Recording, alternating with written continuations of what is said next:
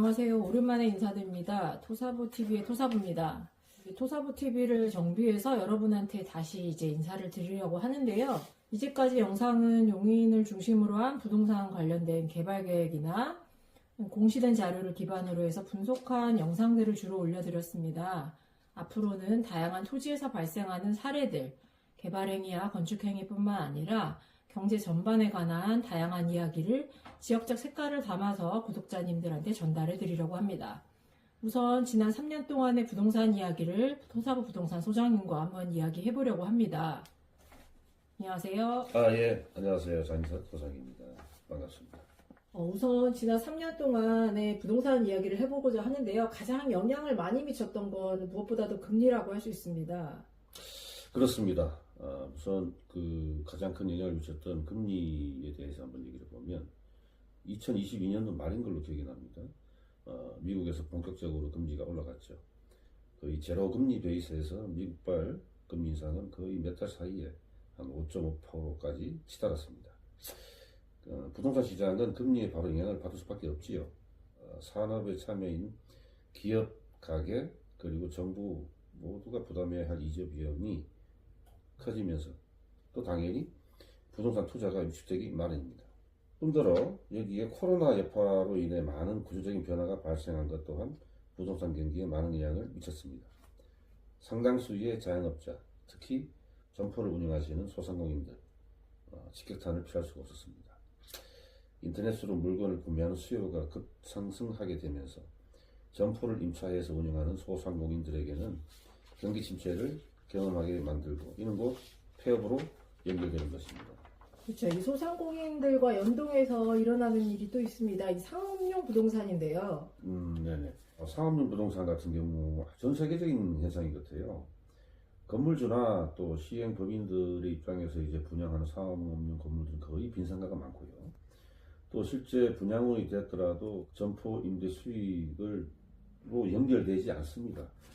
서울의 상가 수익률은 건물의 상가 수익률은 1%에서 1.5% 많아야 그 정도로 알고 있습니다. 그리고 부동산에 영향을 가장 미쳤던 중에 하나는 반도체 산업이라고 할 수 있습니다.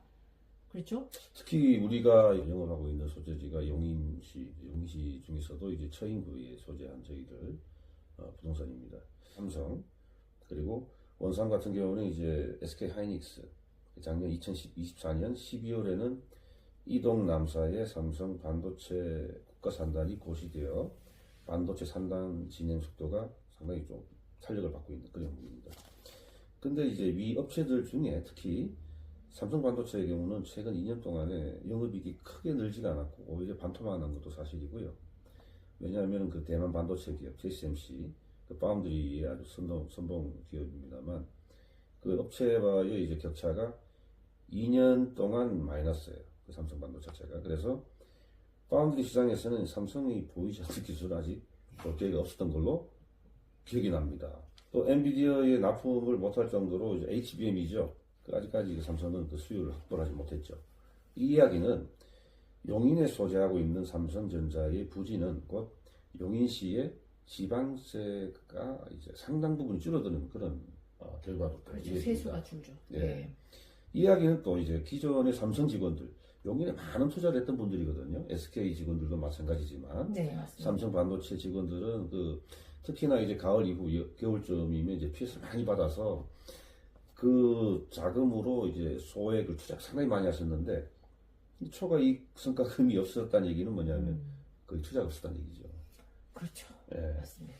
따라서 이제 기존의 3년 동안은 그 대기업들의 이제 이런 직원들의 이제 큰 그 보너스로 해가지고 이 지역에 특히나 이제 지역 호재가 많은 용인, 특히 처인구 쪽, 물론 뭐 다른 지역도 마찬가지겠지만 이 부동산 투자에는 거의 발길이 없었다 이런 얘기가 그렇죠. 투자 가치는 높지만 거래는 많지 않았다고. 거의 없었다고 봐야 됩니다. 네.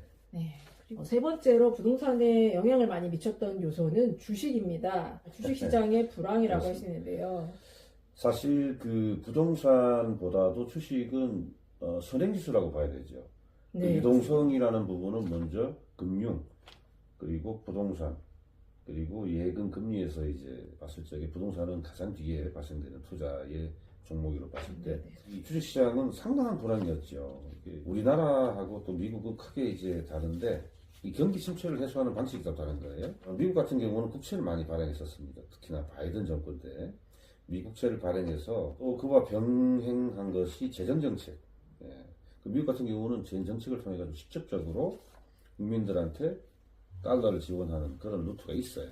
특히나 이제 코로나 시절 직접적으로 이제 채권을 발행해서 시민들에게 지원했던 것들이 주식시장으로 옮겨지고 추가로 최근에 이제 화두가 되어 있는 4차 산업 중에서 AI 그 산업에서는 상당한 그 중견 기업들이 생기면서 추가로 미 국채 같은 신용을 일으켜가지고 특히나 이제 엔비디아 같은 경우는 시가총액이 우리나라 시가총액 전체에 200까지 올라간 것도 사실인데 네, 그렇습니다. 저희 나라 같은 경우에는 그와 반대입니다. 그러니까 부동산은 이제 현금 유동성과 상당한 연관이 있는데요.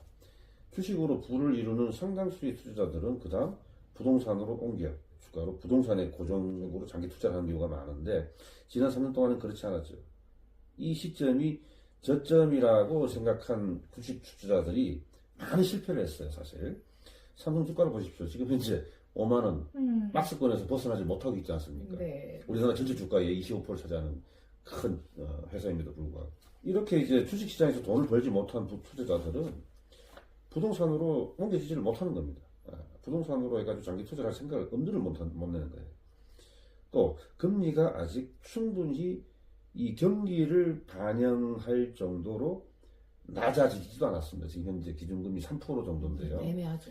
예, 대출금리로 따지게 되면 한 4% 중반 후반이 나옵니다. 네. 사실 기존에 3년 이전에 겪었던 이자에 대한 금리 때하고는 상당한 또 차이가 있다. 현재 시점에서도. 그래서 유동성을 주식으로 해가지고 돈을 벌어서 그 유동성을 다시 재투자를 부동산 하는 이런 수요는 지난 3년 동안 거의 없었다. 주식으로 돈 벌어야 그 다음에 부동산으로 오는데 그 과정이 그렇죠. 끊겼다고 볼 수가 예, 있죠. 맞습니다. 이와 더불어 가지고 우리나라 이거 환율을 얘기 안 할 수가 없네요. 네. 지금 현재 이제 우리나라 환율 자체가 원 달러당 1,460원이 박스권이에요. 그렇죠. 50, 60. 뭐. 예. 사람들이 느끼는 이제 침체의 가장 큰 원인은 또 물가거든요. 예. 아, 물가 많이 올랐습니다. 예, 예. 그래서 이런 환율을 기준으로 해가지고 저희 나라 이 물가가 상당 부분 오른 것을 서민들도 다 느끼고 있고, 이 수입 물가 자체가 높아지는 거지 않습니까? 이 고물가에 쓸 돈이 없잖아요. 그렇죠. 예, 특히 장바구니가 가볍습니다. 예, 가게뿐만 아니라 기업 그리고 개인들도 마찬가지죠.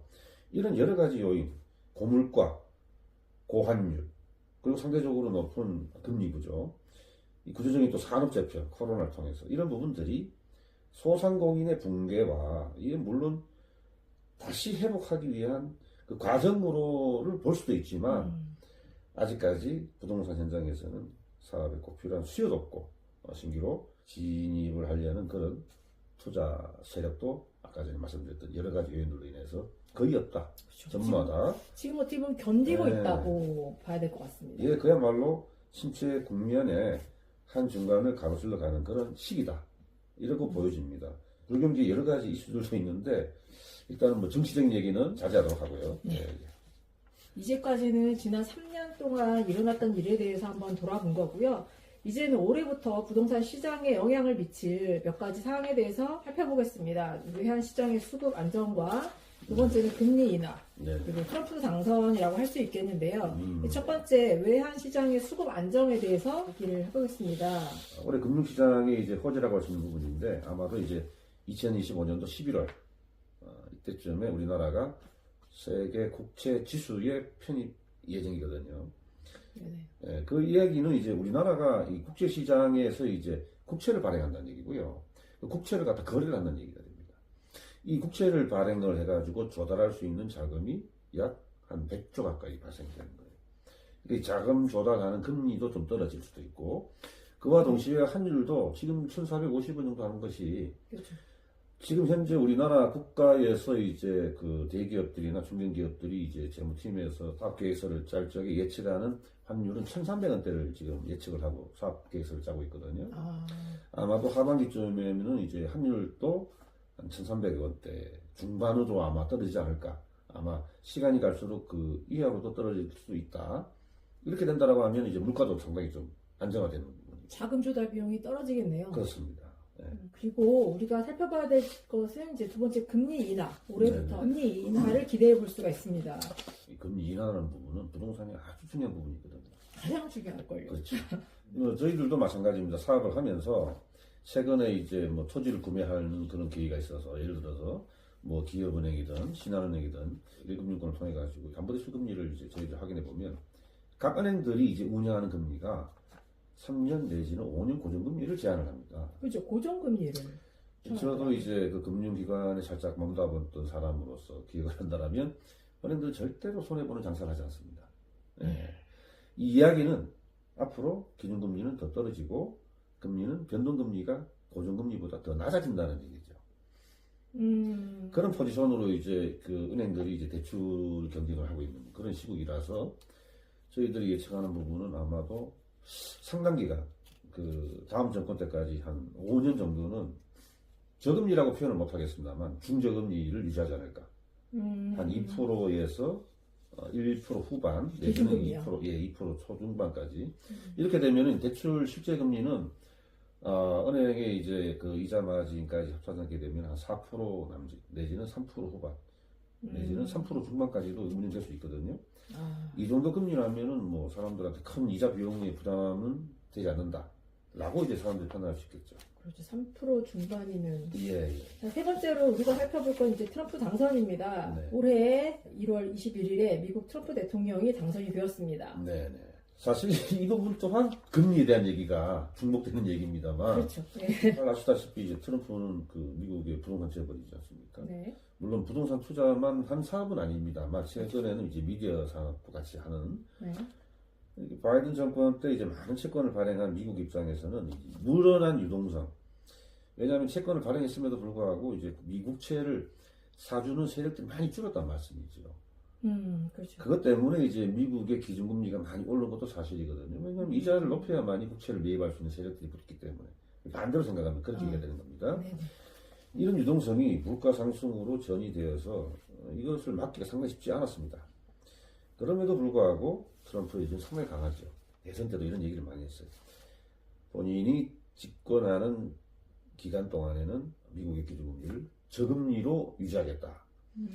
그래서 최근에 이제 FRB 의장입니다. 파월하고도 상당한 언쟁을 논하기도 했었고 네, 맞습니다. 압력을 행사를 했는데 FRB에서는 중립적 입장을 취했지만 최근에 이제 10년물이나 30년물의 국채금리를 보게 되면 4% 중반에서 조금 떨어지는 상당히 많이 떨어졌어요. 그렇게 볼 수가 있습니다. 그래서 미국의 금리 운영에 따라 직접적으로 이제 영향을 받는 우리나라 입장에서는 부동산 시장을 예측함에 있어 금리 방향에 따라 투자 의사결정할 수밖에 없는 거지 않습니까? 올 상반기 이후부터는 수도권 남부 용인 지역을 중심으로 해가지고 투자할 수 있는 그런 이 금리적인 여유, 환경. 그리고 환경, 그리고 이런 베이스들이 상당히 좀 안정화되지 않을까라고 이제 예측합니다. 부동산은 특히나 이제 투자를 결정하기에는 덩치가 크고 또 내 자본을 다 실어 나가는 그 중요한 의사결정이기 때문에 여러 가지 경우의 수를 많이 부담해야 되는 분야입니다. 특히 세금도 그렇고요. 자본적인 수익과 목표 기간 이런 거를 자세히 따져봐야 되는데요. 제가 느끼는 것은 투자하려는 투자자의 심리적인 환경, 그러니까 어떤 의사결정이나 어떤 네. 환경에 처해 있느냐가 가장 중요하게 느껴지는 부분입니다. 이제 예측 가능성을 저해하는 시그널이 있다든지 지역적 호재, 그러니까 용인처럼 지역적 호재가 있더라도 정확한 그 프로세스를 이해하지 못할 경우는 자본적 수익을 취하고자 하더라도 현 상황에서 내가 유동성을 확보하기가 어렵다든지 그렇죠. 이런 상황의 경우는 경계 예측을 어떻게 보냐에 따라서 많은 생각들이 달라지는 것입니다. 네네. 아마도 이 중요한 점은 부동산의 가장 큰 투자 사인은 지역적 호재가 얼마만큼 크고 또 구체적인가. 특히 가장 중요한 부분이죠. 도로망과 이제 이 철도, 지하철도에 대한 계획들. 네. 이런 부분들이 이제 현실적으로 담보가 되어야 되지 않을까. 그런 부분들이 직접적으로 투자로 이어지는 사람들의 심리를 안정화시키는 요인이 되지 않을까. 뭐 이렇게 생각합니다. 팩트가 진행되고 있지만 아직 심리적으로 그게 와닿지 않는다든지 그런 시기입니다, 아직까지. 네, 최근 3년 동안은 이제 말씀드린 것처럼 상당히 어려운 시간을 지내왔고요. 네. 이제 부동산 시장뿐만 아니라 주식도 마찬가지고 음, 이제 중소기업이나 대기업들도 상당히 어려운 환경 속에서 경기를 체감하고 있고요. 네. 또 정부 측에서도 이제 금리 조절과 통화 정책으로 위기를 극복하려는 노력을 많이 하고 있습니다. 네. 이런 일련의 과정은요, 어떻게 보면 자본주의 생리가 그대로 반영됐다고 볼 수 있고요. 그렇죠. 또 이 불경기가 지나면 또 좋은 경기가 올 수 있는 힘이 생기는 이제 과정들이 연속인 것 같습니다. 네. 경기 침체에서 다음 단계를 우리는 예측을 하는 것이 쉽진 않지만 네. 그래도 또 다가오는 상승장의 사이클을 대비해야 하는 상황입니다. 네. 결국 투자자의 승패는 어느 정도로 정확하게 예측을 할 수 있느냐, 그리고 본인의 확신, 이게 중요한 것 같습니다. 네, 맞습니다. 토사부 TV에서는 지나간 시간의 과정을 통해 배운 학습된 내용 한 4가지로 추릴 수 있을 것 같은데요. 첫 번째, 토지 개발 행위의 기본적인 사례. 두 번째, 매도 매수자 간의 이제 관계가 있어요. 그런 이제 조건부에 대한 계약들에 대한 케이스. 그리고 세 번째, 부동산 관련 세금은 뭐 피할 수가 없죠. 이런 부분까지도 처음에 계획을 잡고 이제 가야 할 부분입니다. 그래야만이 이제 그 기간과 엑시트 할 수 있는 시점까지도 미리 상정할 수 있는 거겠죠. 그리고 네 번째, 용인, 특히 처인구, 원삼과 남사, SK, 삼성반도체, 이 처인구를 중심으로 한 용인의 장단기 개발 계획에 따른 지역적 호재를 반영을 해야겠습니다. 이런 내용들을 꾸준하게 구독자분들과 또 특히나 이제 용인 처인구 쪽에 투자를 계획을 하시거나 아니면 실질적으로 사업을 하셔야 되는 법인들 같은 경우에는 토사부 TV의 내용들이 의사결정을 하는 데 있어서 투자를 예측할 수 있도록 할 수 있는 그런 구심점이 될 수 있는 내용들을 가지고 찾아뵐 수 있도록 하겠습니다. 궁금증이나 이제 구체적인 물음에 대해서는 아래에 영상의 댓글이나 저희 블로그 토사부의 토지이야기 네이버 블로그를 통해서 문의를 주시면 구체적인 사안에 따라서 영상으로 답변을 드리도록 하겠습니다. 구독자님들과 소통이 되는 채널이 되고자 합니다. 구독과 좋아요 눌러주시면 업데이트 영상을 가장 빠르게 받아보실 수 있습니다. 올 한 해도 중심을 잡고 부동산 투자에서 성공하시기를 바랍니다. 감사합니다. 감사합니다.